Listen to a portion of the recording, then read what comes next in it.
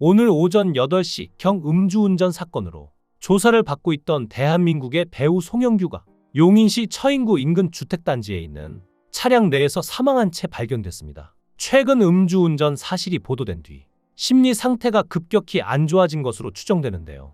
송영규의 측근은 음주운전 보도 후 악의적 기사나 댓글에 괴로워했고 주변 여건이나 상황이 너무 안 좋았다고 조심스럽게 이야기를 했는데요.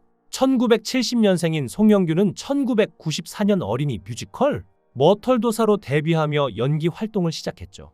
이후 뮤지컬 레미제라블, 지킬 앤 하이드 등 다양한 무대에서 경험을 쌓으며 탄탄한 기본기를 다졌고 이후 영화와 드라마로 활동 영역을 넓혔는데요. 송영규는 탄탄한 연기력과 존재감으로 대중의 사랑을 받아왔습니다. 특히 2019년 영화 극한직업에서 류승룡의 라이벌인 마약반 최반장 역으로 깊은 인상을 남기며 신스틸러로 주목받았는데요. 이후 강릉, 행복의 나라, 필사의 축격 등 장르를 넘나드는 작품들에서 조연 이상의 존재감을 발휘하는 배우였습니다. 드라마에서도 활동은 활발했는데요. 송영규는 보이스, 너의 노래를 들려줘, 스토브리그, 수리남, 카지노 등 굵직한 작품에 출연하며 브라운관과 OTT를 넘나드는 안정적인 연기를 보여줬죠. 최근에는 ENA 드라마 아이쇼핑에서 목사 윤세훈 역을 맡아 카리스마 넘치는 연기를 선보이기도 했는데요.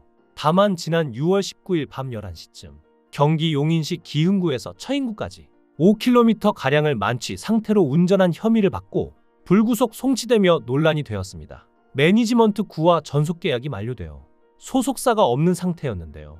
결국 출연 작품에도 민폐를 끼쳤습니다. 음주운전 적발 사실이 알려진 날은 SBS TV 금토극 트라이 우리는 기적이 된다 첫 방송과 연극 셰익스피어 인 러브 공연을 앞두고 있었죠. ENA 월화극 아이쇼핑에도 출연 중이었습니다. 이후 아이쇼핑 측은 극의 흐름과 시청에 방해가 되지 않는 범위에서 송영규의 출연 장면을 편집할 계획이라고 공식 입장을 밝혔는데요.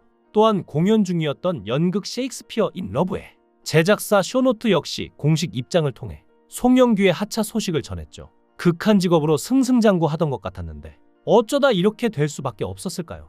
측근에 따르면 송영규는 드라마와 영화 등 배우 활동을 하고 아내가 카페 사업을 하면서 부부가 열심히 일했지만 경기가 악화되고 경제적으로 힘들어지면서 손해를 보게 됐다고 합니다. 이에 대해 최 측근은 송영규를 작년에 만났을 때까지도 아내와 자녀 등 가족들과 따로 살고 있었다는데요.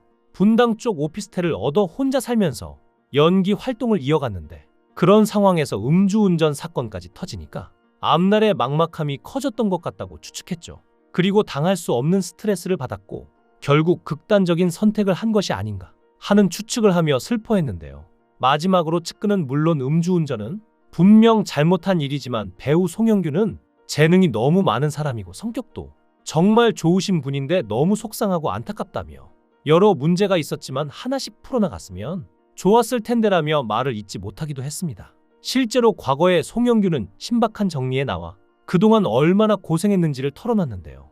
송영규 부부는 두 딸의 교육을 위해 1년 전 넓은 아파트에서 반지하 아파트로 이사를 했을 정도였습니다. 아이의 꿈을 먼저 생각하자는 것이었기에 이사를 잘 왔다고 생각하고 아이들이 잘 해주니 감사하다는데요. 하지만 송영규는 교육 때문에 이사를 한 것은 좋은데 이사를 오면서 아내가 갱년기에 갑상선 항진증까지 왔다며 아내가 건강을 회복했으면 좋겠다는 마음을 털어놓기도 했습니다. 첫째는 미국에서 유학 중이고 둘째는 뮤지컬 전공이라 예고에 들어갔는데요. 둘을 충분히 지원해주기 위해 살림을 줄일 수밖에 없었다고 했죠. 딸들이 너무 잘하고 있어서 아빠가 뒷바라지 해주겠다고 했다고 상황을 설명했던 것인데요. 실제로 과거에 뼈 빠지게 가난해서 처가살이를 할 수밖에 없었던 시절도 있습니다. 송영규는 대학에서 연기를 공부했고 아내는 무용을 전공했는데요. 송영규는 예술 철학 시간에 대학장에서 수업을 하는데 내려가다가 헉했다고 합니다. 아내를 보자마자 첫눈에 반한 것이죠. 그래서 처음부터 쫓아다녀서 만난 것입니다. 과거에 두 사람이 연애하던 시절 처가에서 결혼을 8년간 반대했다는데요. 9년을 연애했는데 만나는 것 자체를 싫어하셨던 것이죠. 송영규가 아내를 만날 당시에는 안정적인 수입이 없었기 때문이었는데요. 또 아내를 두고 일본 유학을 택했던 송영규는 너무 가난해서 배우가 아닌 공부를 해야 했었다라고 고백하기도 했죠. 또 너무 가난해서 일부러 월급을 받는 세종문화회관 서울시립단원으로 시험을 보기도 했다고 하는데요.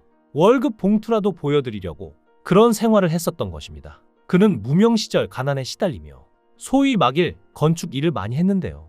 작품 하다 보면 본의 아니게 무산되거나 이런 일이 많은데 그때마다 창문을 닫거나 벽돌 옮기거나 했던 것이었죠.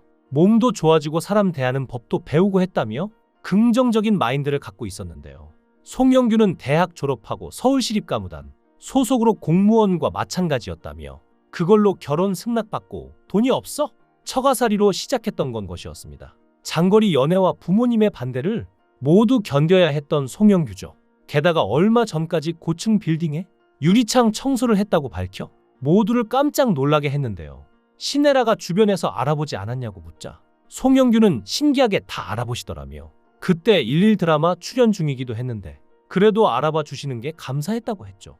또한 송영규는 극한 직업에 함께 출연한 류승룡과도 오랜 인연이 있는데요. 고등학교 때부터 친구인데 같은 대학에 같은 과에 다녔는데 송영규는 89학번, 류승룡은 늦게 들어가서 90학번이었다고 합니다. 송영규의 배우 인생의 가장 기억에 남았던 작품 중 하나는 1600만 관객을 동원한 영화 극한 직업이었는데요. 송영규는 당시에 영화가 잘 돼도 200만 관객이 될 거라고 생각했었다고 합니다. 그런데 현장이 너무 재밌었고 배우들이 똘똘 뭉쳤다고 하는데요. 송영규에게 극한 직업이 의미 있는 또 하나의 이유는 주연 배우이자 절친인 류승룡도 포함이었습니다. 고등학교 때부터 친했던 송영규와 류승룡은 극한 직업을 통해 동료 배우로 만나며 또 다른 추억을 쌓게 된 것이었죠. 송영규는 처음엔 류승룡이 캐스팅된 줄도 몰랐다는데요. 리딩 현장에서 만났는데 반가웠다고 하죠. 류승룡 역시 찐친 송영규를 위해 특별한 배려를 선보였다고 합니다. 류승룡이 극한 직업 첫 촬영 전날 집까지 와서 리딩을 해준 것인데요. 이사를 갔을 때도 류승룡이 첫 번째로 와서 직접 화분 큰 것을 선물했다고 하죠. 게다가 류승룡은 영화를 전공하고 있는 송영규의 딸에게도 아낌없는 지원을 해줬다는데요. 송영규의 딸을 영화 촬영장에 데려가기도 하고 든든한 응원을 보내기도 했다고 하죠. 실제로 송영규의 딸이 류승룡을 좋아했는데 류승룡은 항상 송영규의 딸에게 정신적으로 보듬어주고 용돈도 50만 원이나 줄 정도로 고마운 친구였다고 하죠. 명품 배우들의 고등학교 시절 이야기도 꽤나 에피소드가 재밌는데요. 송영규는 고등학교 때 연극에 빠졌는데 그때 류승룡, 장진 감독을 처음 만났죠. 송영규는 청소년 연극대회에서 상을 석권했지만 류승룡은 그때 상을 못 받았다고 폭로에 웃음을 안기기도 했습니다. 송영규는 자신의 연기 인생을 함께 걸어준 류승룡에게 고마움을 표현을 많이 했는데요. 각자의 자리에서 대한민국의 수많은 관객, 시청자들을 울렸던 두 사람, 연극부 동기에서 믿고 보는 배우로 자리한 송영규, 류승룡의 명품 우정이 이렇게 끝나다니 정말 안타까운 마음을 감출 수 없습니다. 그의 연기와 인간적인 면모를 기억하며 깊은 안타까움과 추모의 뜻을 전한다. 삼가 고인의 명복을 빕니다.